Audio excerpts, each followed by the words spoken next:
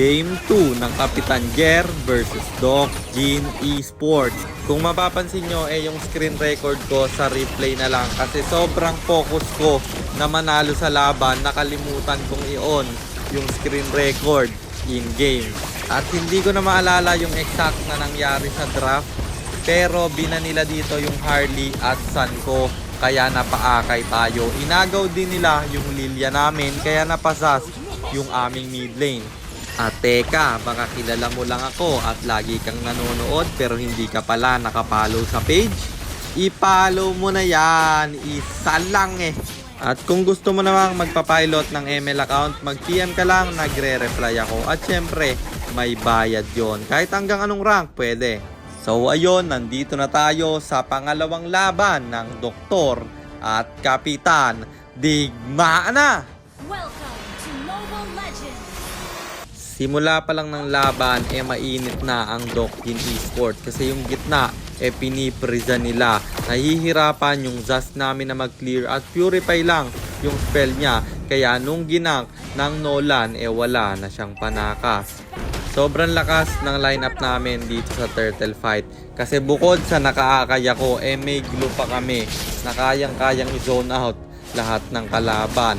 Nolan magblue buff pa kaya hindi na siya aabot at yung first turtle ay sa amin mapupunta. Pero yung Zas namin ang talagang puntirya nila. Killing spree na yung Nolan dito. 3-0 na siya at early game ay nakukuha ng Doc Gene Esports pero nakakasabay rin naman tayo dahil yung turtle ay nakuha natin. At dumako na tayo dito sa second turtle. Ito yung advantage ng lineup namin. Hindi man kami maka-assassinate pero sa objectives, sure kami ang makakakuha. Pero kokontest sila, mag-ulti yung Terizla, pati yung Zas namin, i-commit niya na yung ultimate niya. Mag-SS na rin ako dito para i-zone out yung mga kalaban. Pero bagsak na yung Nolan, kaya naman yung turtle ay libre naming makukuha. At niretry ko na rin yung Tigreal nila, kaya wala na siyang kawala. Nabawi yung kills at sa amin ulit yung turtle na yon. At syempre wala yung XP lane, babasag tayo. May minion pang natitira dito, yung Terizla kakabuhay lang, kaya makaka-plating tayo ng medyo makapal. At ang tagal ng Terizla nila kasi ang bagal maglakad niyan, kaya binalikan ko yung Torre at ang sabi ko sa glue, i-zone out niya, baka mabasag ko pa. Pero ipipilit niyang i-def to, kaya ako'y mag-out na. Mukhang yung glue matatrap pa. Lilia naghahabol dito, pero tutulong tayo para maka-out. Naka-out naman siya pero nagamit yung ultimate niya. Gigil na gigil yung Nolan ng kalaban dito kasi yung Lancelot niya kahapon, di ba, natanso. Gustong bumawi at bagsak yung saber namin. Up na yung third turtle dito at ang ganda ng pwesto ng Nolan. Saber na naman ang kanyang nabigyan. Grabe yung Nolan dito, guys. Talagang tumatrabaho. Kaya mukhang mahihirapan kami dito. Low HP siya, kaya hindi nako-contest at i-burst na namin ton turtle. Hindi man kami lamang sa kills, pero tingin ko kami yung lamang sa game na to. Kasi lahat ng turtle nakuha namin at basag pa yung baba nila. Tapos low HP pa yung Torre sa top. Hindi ko ni-retry yung turtle na yon, kaya pwede tayong uminvade ng blue buff dito. At hindi inaasahan ng Nola na iipitin ko siya at ang ganda ng respo ng Zas. Makakatakas yung Terizla dito pero okay na yon kasi nakuha na natin yung turtle. Nakill pa natin yung jungle. Napansin ko dito na yung kalaban pababa kaya rumespo na agad ako sa Brody namin. May ultimate ako dito at tatlo yung naipit ko. May purify man si Doc Gene pero di na siya makakatakas sa kamay ng Brody. Namatay din naman yung Brody namin doon pero at least may trade na nagawa.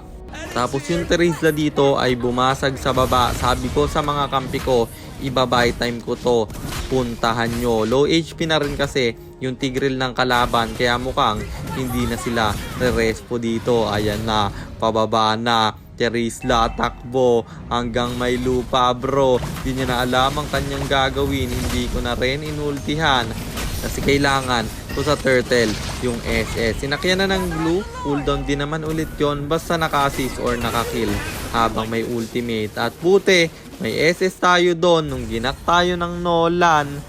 at makaka-out ako tapos walang energy to. Kaya sabi ko sa glue, sakyan mo na yan, papunta na rin yung Brody. Nolan dito nananakbo, mapapabagsak siya ng glue at my lord na up, wala yung retry holder nila. At nakita ko sa top lane na mukhang gustong Tomb Raid ni Doc Jin, kaya pinapuntahan ko na agad sa SAS namin. Mukhang ko-contest yung mga kalaban kahit walang retry holder. Medyo delikado yan. Si Kapitan Jerang yung kalaban. Binigyan na lang nila yung glue, kaya naman yung Lord ay libre naming nakuha. May trade lang sila na isang kill. Kung kanina yung Saber ang ginagank ng Nolan, ngayon yung Saber naman ang babawi sa kanya. Bagsak na naman yung Nolan nila, kakabuhay lang at may Lord pa kami na nagmamarcha sa top lane.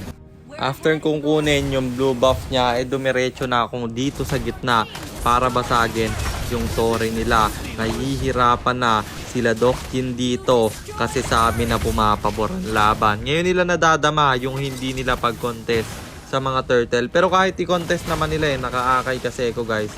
Sobrang hirap agawan nito at yung glue humarap na.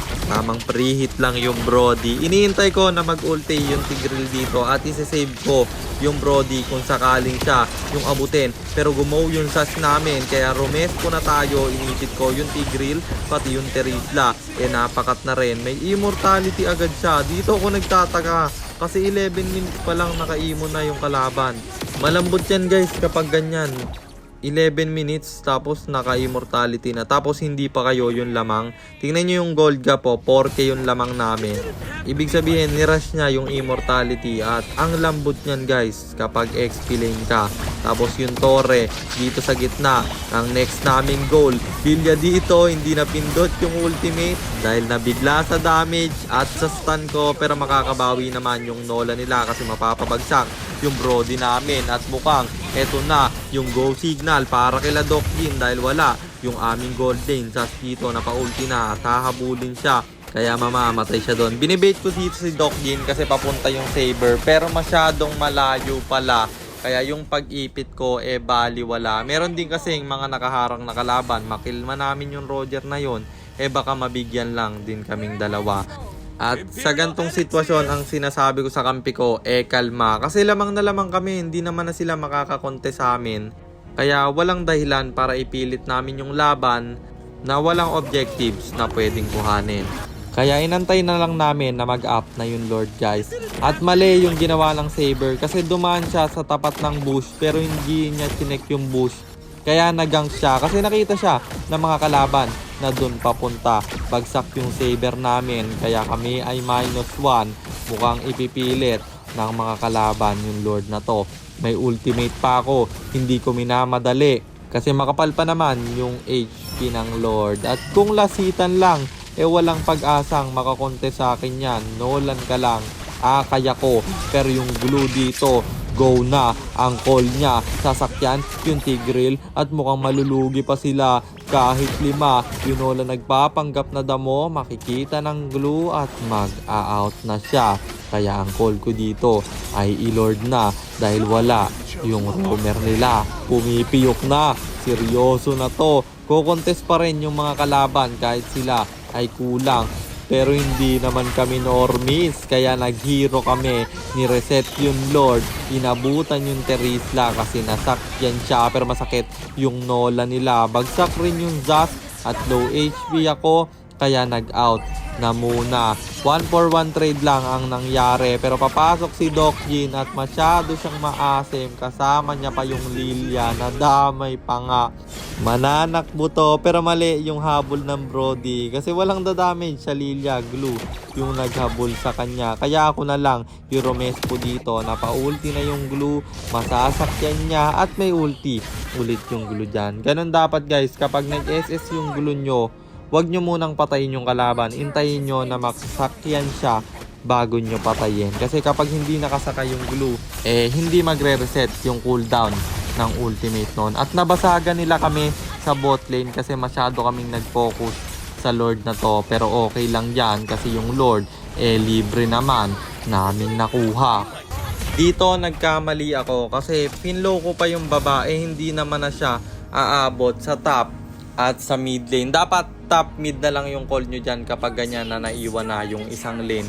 Kaya na def tuloy ng madalian ng kalaban yung Lord. Pero ang sabi ko sa kampi ko, may next wave pa naman. Huwag na nating intayin na maka-item pa sila. Kasi ramdam ko na ang laki ng lamang namin kahit 1k lang yan. Sa hero kasi guys, sobrang ganda ng naging draft namin. Kaya aming papasukin. Pero yung Terizla, ang nauna, nag-ulti yung Zas, bagsak yung Lilia. At ang ginagawa ko dito, pinoprotect ko yung Brody. Sabi ko, tapangan mo. Ako ang bahala. Kung may mag-set sa'yo, ililigtas kita. Gaya niyan, pinasok siya ng Nolan. Kaya kinumit ko yung ulti ko. At dalawa na lang yung natira sa mga kalaban. Buhay yung Zas dito para basagin yung Torre.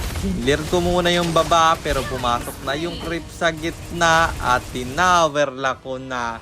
Sabay TP at panalo ulit tayo dito sa Game 2. Nice game sa team ni Doc Jin at ang masasabi ko kung bakit sila natalo, talagang na-outdraft sila guys. Nag-focus kasi sila sa Sun at Harley ko, pati sa mid lane namin. Inagaw nila yung Lilia tapos binan nila yung Luyi. Ang hindi nila alam may Zask siya.